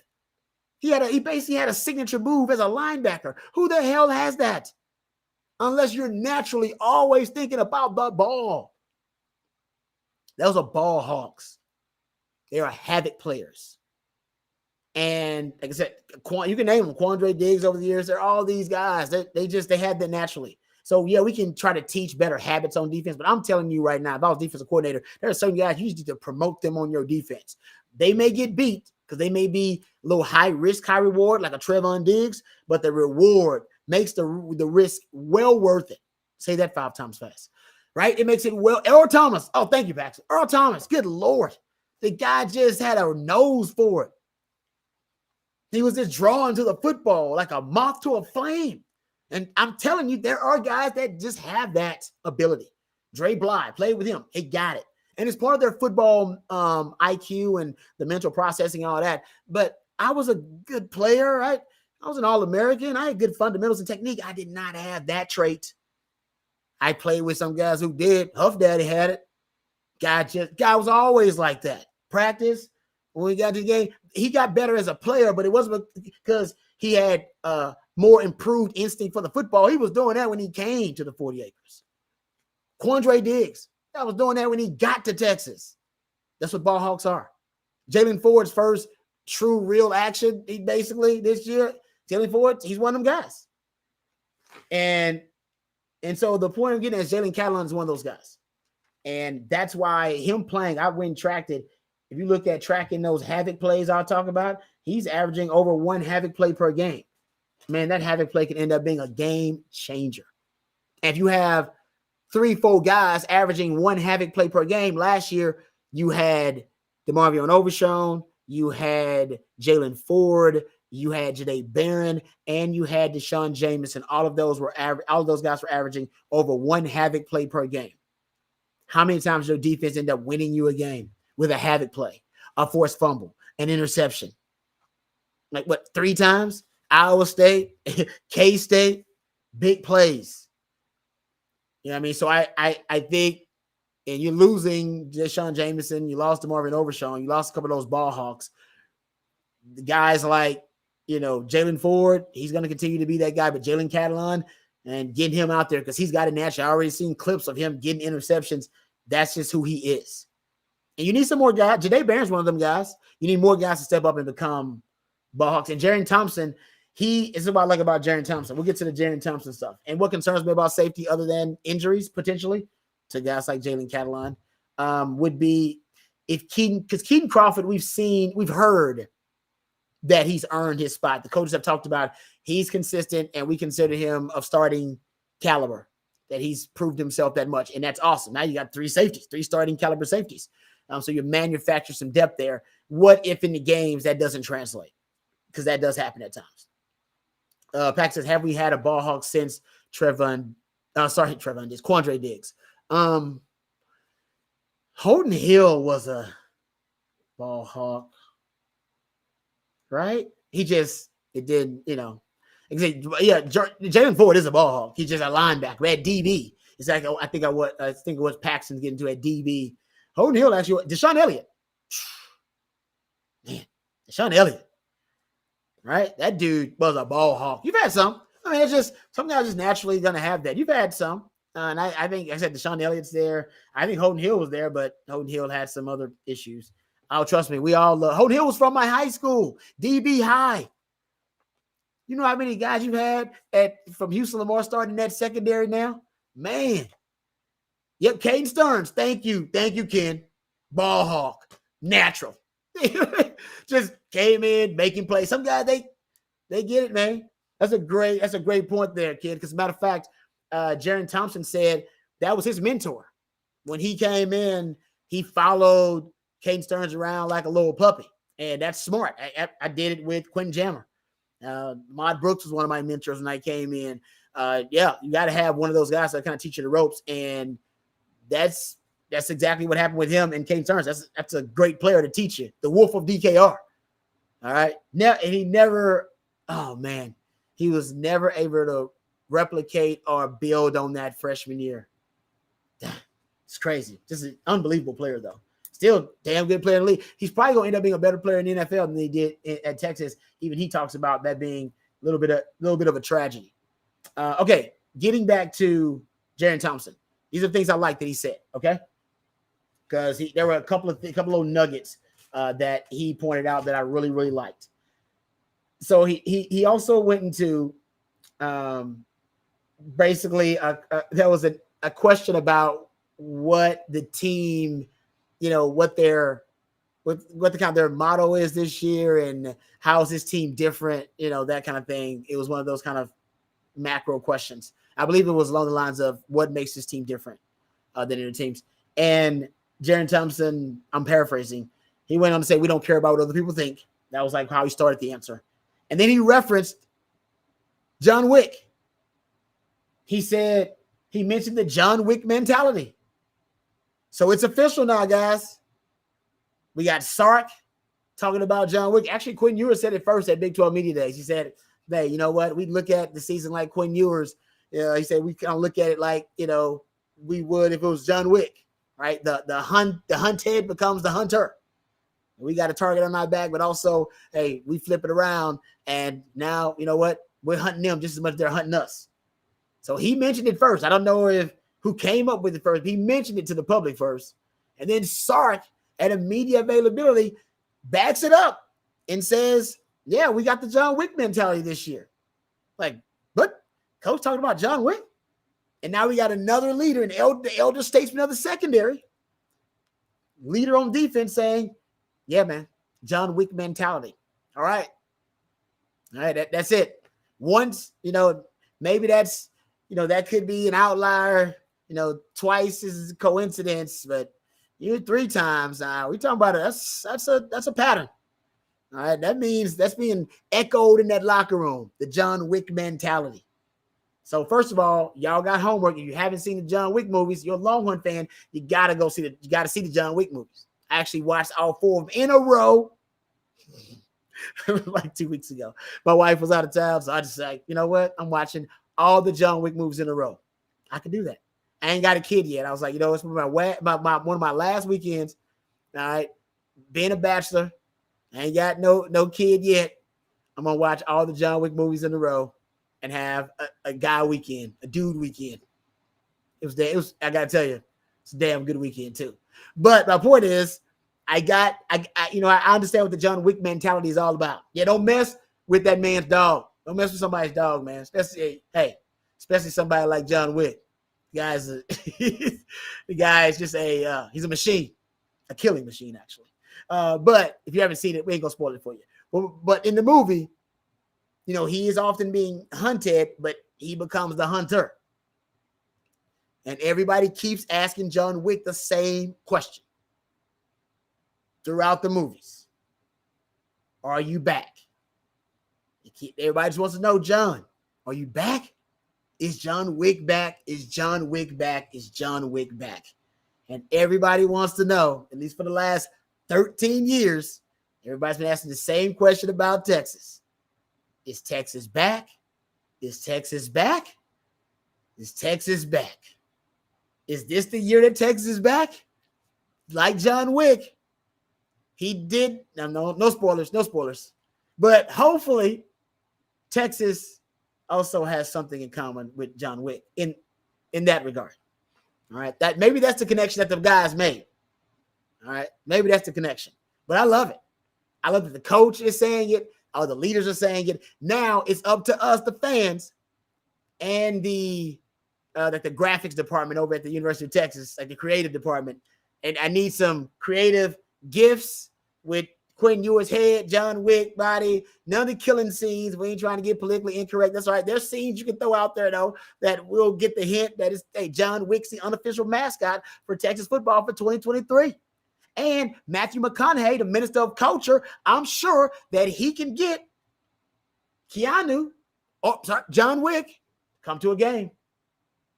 All right. There you go. So I'm telling you, you can get John Wick, man. You can get it done. You can get it done. Oh, man, I love that. John Wick on the big screen. I'm telling you, that's easy. Quinn Wick, baby. Every time, Quinn goes to work out there, dicing up them defenses, just carving them up. Quinn Wick. I love it. There are plenty of scenes with John Wick in the movie that aren't just with gratuitous violence. And so I'm sure they don't want that on the Jumbotron. I get it. I ain't trying to get nobody in trouble. But there are other scenes. You just got to be careful. Yeah. Baba Yaga. Yes. There we go. We got to say we got to get this going, man. The team they want to embrace this. We should embrace it as well. All right. Okay. Let's get to it. Okay. And that's been my take from the jump ever since Big 12 Media Days. If that's the unofficial mascot, let's make it happen. Also, Jerrin Thompson mentioned this. He said, and I love this. First of all, he said he has a theater in his home, like a little mini theater. NIL is NIL is awesome. He mentioned that he described it as a theater. I was like, the theater. They asked him again. He was like, yeah, it fits a couple of seats in there. It's like, got a theater room? These guys are living good. They deserve it, damn it. They deserve it. But he mentioned that he has guys over, safeties over, and to watch film. He talked a lot about watching film. Talked about how he has meetings and brings the safeties over, and they have a really relaxed atmosphere, but they watch film, critiquing themselves, film watching parties. Yeah, man. Exactly. I'm with you, Mike. That got me hyped. I was like, film watching parties? Yes. That's like when you're a kid is like studying on their own or reading on their own. You're like, yes. Yeah. Or maybe when they're working out on their own, they're just motivated. That got me. I got butterflies after that. I'm with you, Josh. I got butterflies because I did that.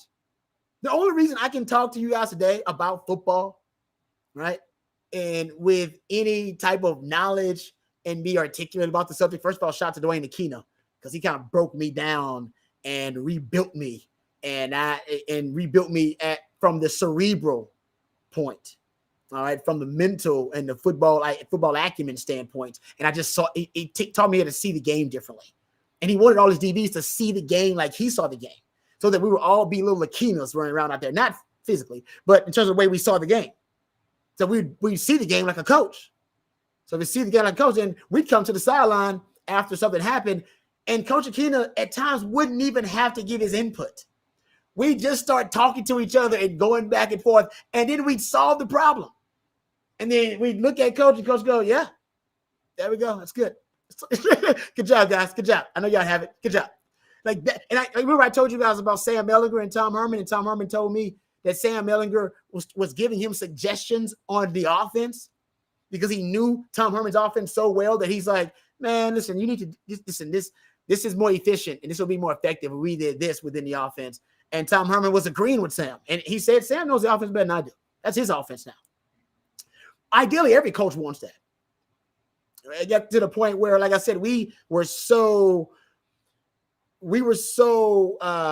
familiar with the defense and the coverages, and we were so familiar with each other, all right, the personnel there and the scheme, that Coach Aquino was often just kind of a moderator for us on the sideline rather than being someone making the actual adjustments, because he had already done the hard work, which is to improve the football IQ and turn us all into what I call football investigators, right? He turned everybody into someone and basically football investigation, just thin slicing, that pre-snap read you have. But by the way, and Jerrin Thompson talks about this. I'll read the quote. They asked him what he wanted to improve on in the offseason. All right. He says, one thing I really focused on over the offseason, really just identifying formations, things I can get ahead, alerting my guys for things to happen. Not just pre-snap, but post-snap. Even just certain stems, wide receiver stems for us. And stuff really just took a lot of time watching film and seeing if I could get ahead before the play. Sorry, get a heads up before the play. Guys, that to me is growth and maturity. Because these guys now, and by the way, we've heard from other players on the team, Quinn Ewers being one. I'll read you the Quinn Ewers quote. Remember I read it on here not too long ago. He also discussed the cerebral, mental part of the game as a way to get an advantage. It's just huge, guys. I'm telling you, it's huge. That means these guys now understand that they have to become basically students of the game again. And in critical key moments, situational football, they got to think it through. And that's part of the football invest. They got to think it through. Here's the quote from Quinn Ewers. At quarterback, I feel like I'm playing a more violent, more active chess. Kind of, so, trying to beat the defense with certain moves. They're all talking about the mental part of the game. They're all talking about the chess match within the game. Now, we've talked about Sark struggling with the chess match of the game, but hell, there are players you're also thinking steps ahead. That's the chess. I'm thinking 3-4 steps ahead. It's down, distance, personnel grouping, formation. What am I looking at? You're thin slicing, essentially, as a defender, right? You're looking at all of these different clues: down, distance, personnel package, field position. Look and thinking about your film study, all the different trends you've noticed, the tendencies you've noticed, putting that information together in about, 15 seconds. All right. The opposite of Johnny football happening on campus. Yes, Mike. Yes. Yeah. Coaches don't like gamers. They appreciate them, but they don't like them because they're unpredictable. Coaches like guys that practice really well, because in football, you practice more than you play.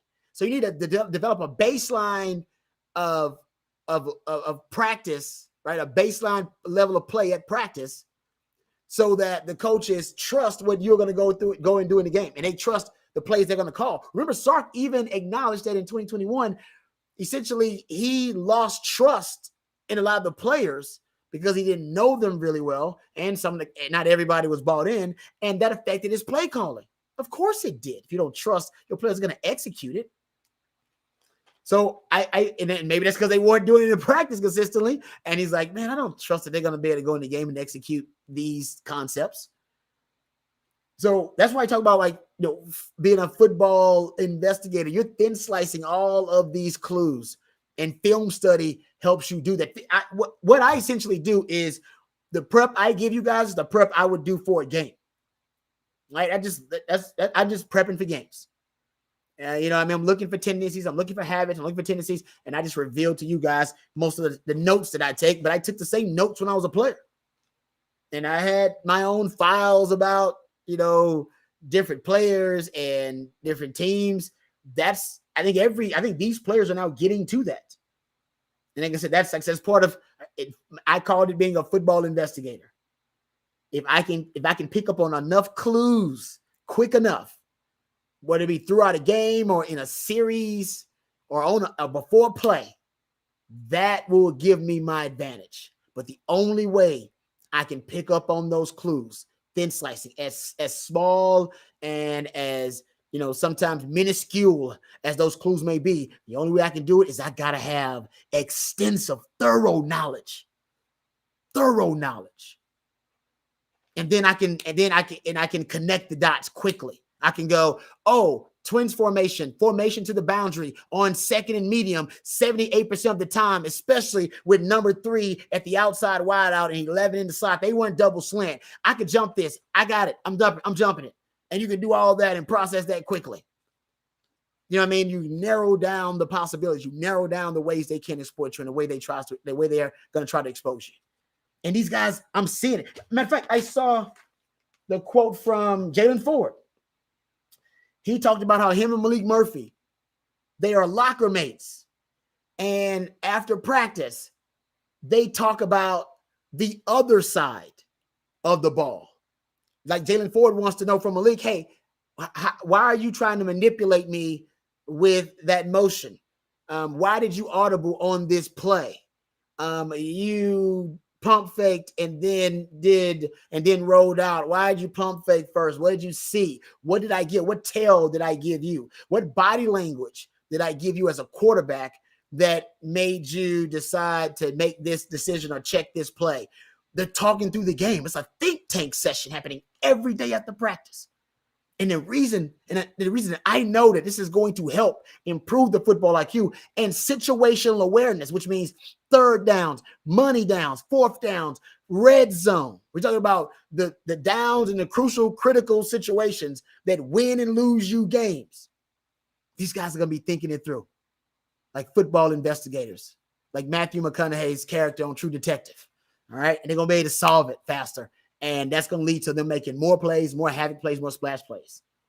And Malik, by the way, Malik Murphy says he does the same thing with Jalen Ford. He's talking to Jalen about, hey, Jalen, how did you diagnose that play so well?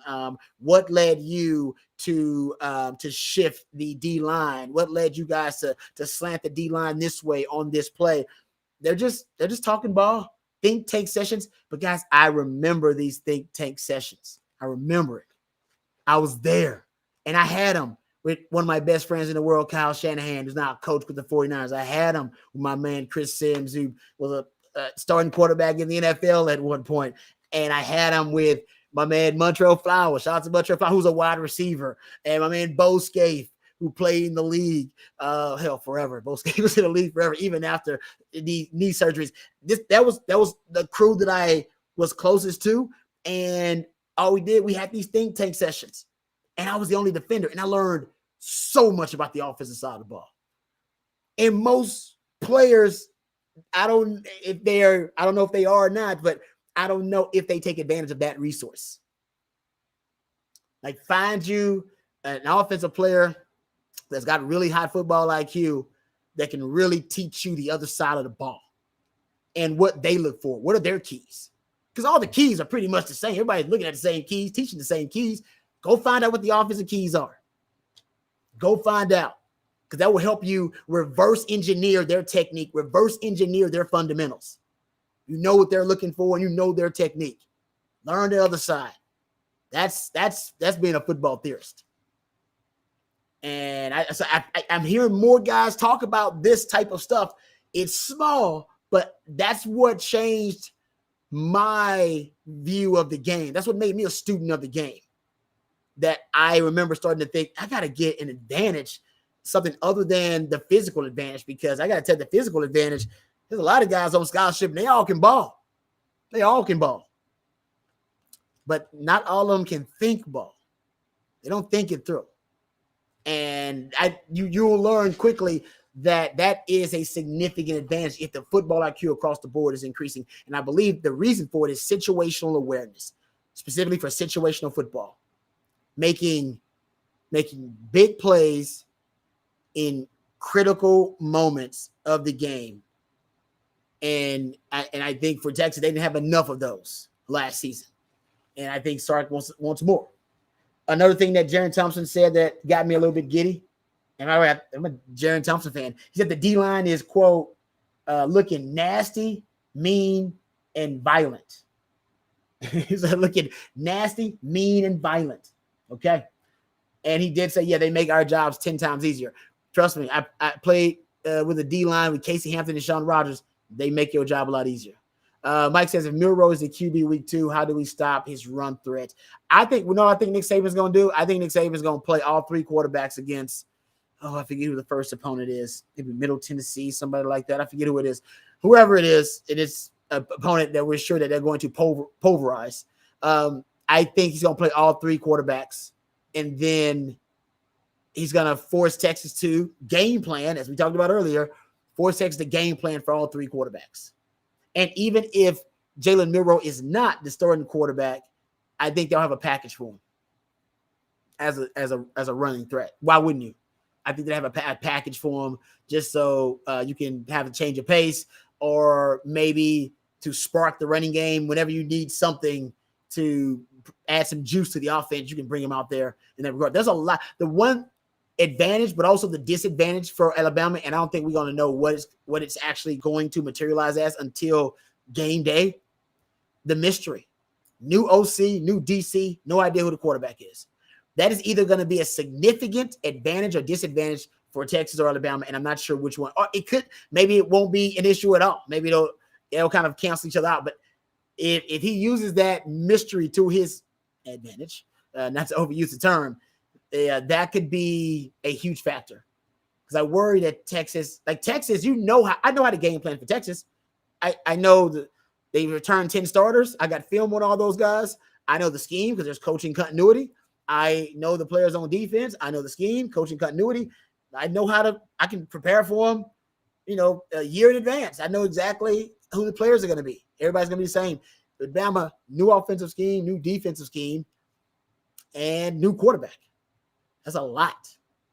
There's a lot of, so like I said, that's also could be detrimental to them because a new system and they're not comfortable in it. They're not familiar with it. And that could be a lot of sloppy football early on with Alabama, or those guys get acclimated to that new system offensively and defensively, and quarterbacks splitting reps in training camp, competing.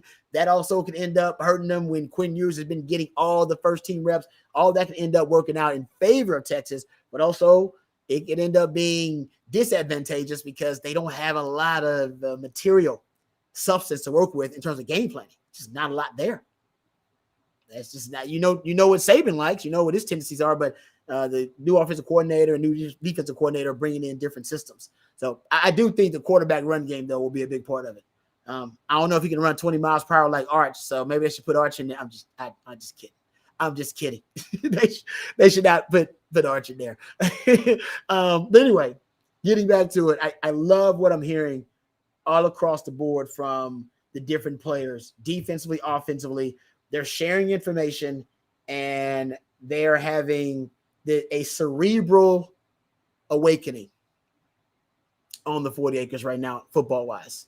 And that may be the biggest, maybe unquantifiable factor in this team's success overall. And I think we'll see that on like third downs and fourth downs. Remember last year, that was one of the big issues for Texas. I mean, Texas was a good defense last year, but third down defense, they were 8th. Fourth down defense, they were 7th. Couldn't get off the field. GOTF this year. Get off the field. All right. Some would say GOTFF. Get off the blanking field. Get off the field. Texas could not get off the field enough last year. Get off the field, man. You do all of this hard-ass work, to get to third down and get them to third long, or to get to fourth down, and then you can't get off the field. Finish the series and get off the field. And that's a win. Texas boy, what's up? Appreciate you jumping in with the super chat. The fact that Ewers will be in a chess match with the DC and their QB won't know what the F they're seeing or how to adjust to PK's calls. They won't win running the ball. You know what? Like I said, I don't know how it's going to work out. That mystery, that uncertainty on either side, I'm not sure how it's going to work out, Texas boy. I really don't. I think for Texas has a better chance at it being an advantage for Texas because Texas guys are familiar with the system. This is Quinn Ewers' second year in the system. Now he knows it. He knows the personnel. Personnel is better than it's been in a long time. And if Bama does what they did last year, remember last year, Bama was a little cocky. And you know what? It's not cocky. It was a simplistic and a pragmatic game plan. Quinn Ewers has the golden arm, right? And Quinn Ewers in that first quarter, Texas boy, he's throwing some absolute dimes. I mean, NFL scouts watching, just salivating, licking their chops. They cannot believe that, Quinn Ewers is looking this good against the Alabama defense. Why? Alabama was playing man-to-man. Nick Saban notoriously believes the best coverage is man-to-man defense. He has said this. He's been on the record for saying it. That's the best coverage. The problem with that is that means you got to have a lot guys that can hold up in man-to-man coverage without getting beat. Now, that means you got superior athletes out there at corner. Most programs can't recruit superior athletes at both corners across the board. Now 3 of them because you got your nickel back too. But Bama can. LSU can. Ohio State can. Texas is supposed to be able to as well. Supposed to be in that conversation. But, we'll get back to that later. They haven't really had that many trustworthy corners lately, but I think that's getting better too. But my point is, so Nick Saban played man-to-man. And that's why Quinn Ewers, once he diagnosed the coverage, all that's left is the golden arm, baby. The coverage is man-to-man. everybody can read that. Your little sister can read man-to-man coverage. Hell, my auntie can read man-to-man coverage. Your mama, anybody. Everybody know what that is. That man-to-man coverage right there. All right, so quarterback, as a young quarterback who didn't have a lot of reps, inexperience, it didn't take long for him to diagnose and match his pre-snap read with his post-snap diagnosis and let it fly. And threw dimes. Obviously, when he got hurt, that ended. What happened as the season went on, teams threw coverages at Quinn Ewers. Different presentations for those coverages, shifting and rolling and moving safeties, 3 high safeties at times, looks you haven't seen. And now the processing, all right, the process slowed down because man-to-man is easy to process. I see it, man-to-man, let's go. I'm throwing to a spot. Boom, I know exactly where I'm going with the football. With all those different malleable covers that are shifting and moving around, he's got to look. He's got to make sure that the pre-snap read matches the post-snap diagnosis. And is it zone? Is it man? Okay. And then once you have figured out exactly where you're going to the football and you've been able to diagnose what the defense is trying to do and how they're trying to defend you, then you can, make the play or make the throw. And I think that's when the mechanics start to fall apart because there's a lot going on. So the footwork, the throwing mechanics, all of it suffers because, hey, I got 4 or 5 of the things I'm looking at and thinking about this time. And it's not just the footwork and, the mechanics. Now, hopefully, the offense, as Quinn says, it's more familiar to him now. And a lot of things are second nature. We're talking about muscle memory now, as opposed to thinking through certain reps, muscle memory, boom, boom, boom, boom, boom. So it should be a sharper, cleaner process overall. He knows the personnel. Personnel is better. Offensive line is better. So a lot of things I think that plagued him, and you should have worked the whole entire offseason on fundamentals, your footwork, the mechanics. So a lot of things that plagued him last season, and they kind of dragged him down and limited him as a player. He shouldn't have to worry about those limitations this season. Or at least they should not be systemic problems for him. And Sark's got to work with his young quarterback too. Sark gets carried away. This is when Coach Steven shows his face and he starts to call the shots over Sark. Oklahoma State game, that was Coach Steven. 14 overthrows, a broke hand quarterback throwing to a broke hand wide receiver. That seems like a smart move. And I went and looked at it. And in that game versus Oklahoma, Sark called, because a lot of those throws, I swear, look like predetermined throws too. It looked like Sark already, it looks like Quinn already knew where he was going with the ball. It looked like they were predetermined. And I think at times there are some kind of predetermined reads in Sark's offense, or maybe before the play, it is being said to Quinn, hey, this guy's going to be open. I'm going to tell you right now, go through reads, but this guy will be open. They threw the most deep balls of any game in that Oklahoma State game. And I know the reason that Sark threw those deep balls.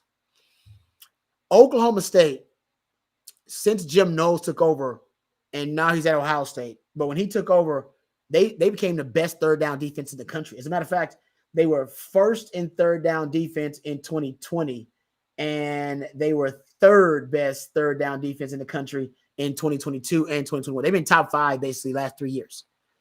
Even last year when Jim Knowles is gone, they were still a top 5 third down defense because they know how to play third down defense, and you know what their secret is. One of their secrets, they got, I'm sure, a couple of secrets and factors thrown in there. One of their secrets is they flat-foot read on third down. They're sitting at the sticks. They're sitting on them.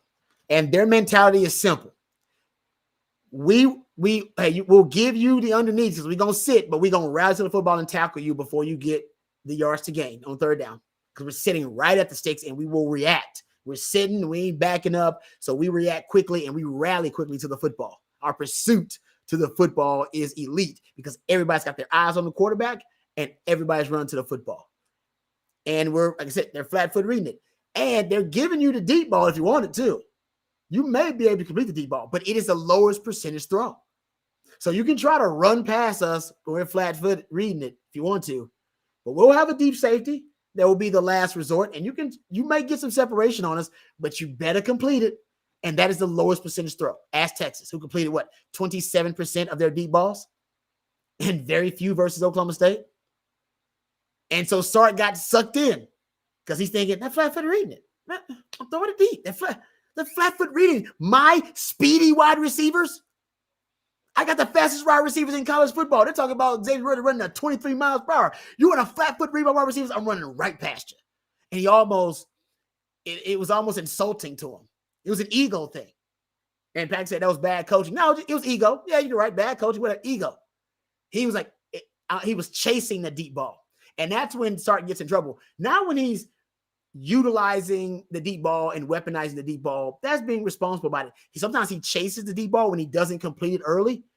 He starts to chase it, and he starts jonesing for it, like Pookie from New Jack City. I gotta get that deep ball, baby. And he's like a crackhead. He's just going for the deep ball. That's what happened to Oklahoma State. Kept throwing the deep ball. I'm like, what are you doing? Why are you throwing the deep ball? And we learned later is a broke hand quarterback throwing to a broke hand wide receiver. That was crazy. But his thought process was sound. Now the method of execution was not sound, but the thought process was that Oklahoma State, that's why they're great on third down, is because they're sitting at the sticks and they're all looking right at the QB. And they're all reading, and they assume you're going to throw it underneath or right at the sticks. If you throw it at the sticks, I break it up. If you throw it underneath, I ride to the football with elite pursuit. But if you throw it deep, you may have a shot. You might have a shot. But if you don't complete it, you just wasted it down. And we gave you the lowest percentage chance to convert. Everything else, we're going to defend like hell. But we'll give you the lowest percentage throw. You can take it. Yeah, you might get separation. But how good is your quarterback completing that deep ball? Because we might make that window small with that deep safety at the last minute. So it better be on point. And for Texas, if you're game planning against Texas, why would you not give them the deep ball? That's one of the things you should give them. You're like, I'll give you the deep ball. I'll see if you can complete it. I'm not, but I'd rather take away the yak yards, take away all the routes trying to get to the sticks, because most playbooks are built to get the first down. On 3rd and 6, most offenses are going to go to the sticks. They're not going to think 3rd and 6, let's go deep post. That's not how most offenses operate. Most offenses are built and constructed to get the first down. If it's 3rd and 4, designed to get you 4 to 5.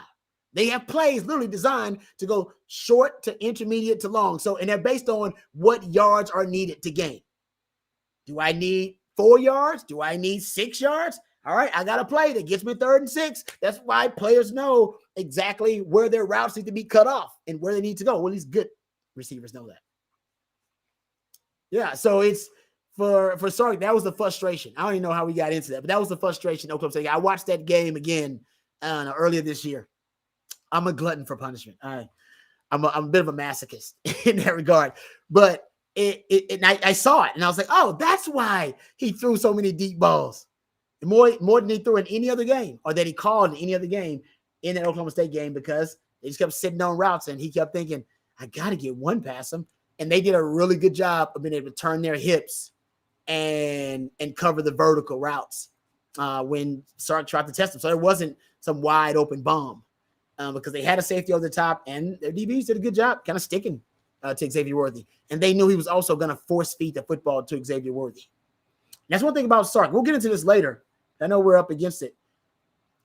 You don't have to defend all the weapons for Texas, because you really can't, unless you're Alabama and unless you're, Ohio State, maybe Oklahoma. They got that kind of talent, but not even this year. I don't think for Oklahoma.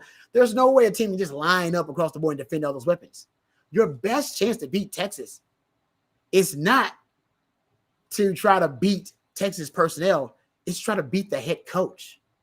It's like they say in poker, right? Sometimes you don't play the hand, you play the man. I think you play the man. A quick little nugget before we get out of here. The Washington defensive coordinator, go back and watch the Washington broadcast. The broadcasters, they say this. They talk to the defensive coordinator from Washington, and he said that he was going to give the Texas offense the underneath and the short and the quick game because he didn't think Texas had the patience. And by Texas, he meant Sark, had the patience to stick with it long enough to be able to matriculate down the field and score that way and put points on the board that way. He wasn't playing the hand. He was playing the man. He's like, with no Bijan and no Rojo, so he's not going to have a great running game. Well, he could supplement the running game with a short passing game, but Sark doesn't like small game. He's a big game hunter that likes the big plays, the vertical passes downfield, 15 yards or more, 20 yards or more. So if I make him march down the field with the short, quick game, he'll eventually get frustrated, lose patience. He'll take a shot. He takes shots, gets him behind the chains, or we get a sack. And that's how we win this game. And that's how they won that game. You ain't got to play the hand. Just play the man. All right. We're going over. We'll come back tomorrow. We'll do the same damn thing. Thank you guys for all your participation. Y'all are awesome. You going to get a beer? I'm going to get a beer. Everybody should go get a beer and have some fun. Remember, the revolution will not be televised. We'll be talking about it right here on the Rodcast. Oh, shout out to my man Blake. Always doing a great job behind the scenes. Blake, you the real MVP, baby. We'll talk to y'all tomorrow. Same time, same channel.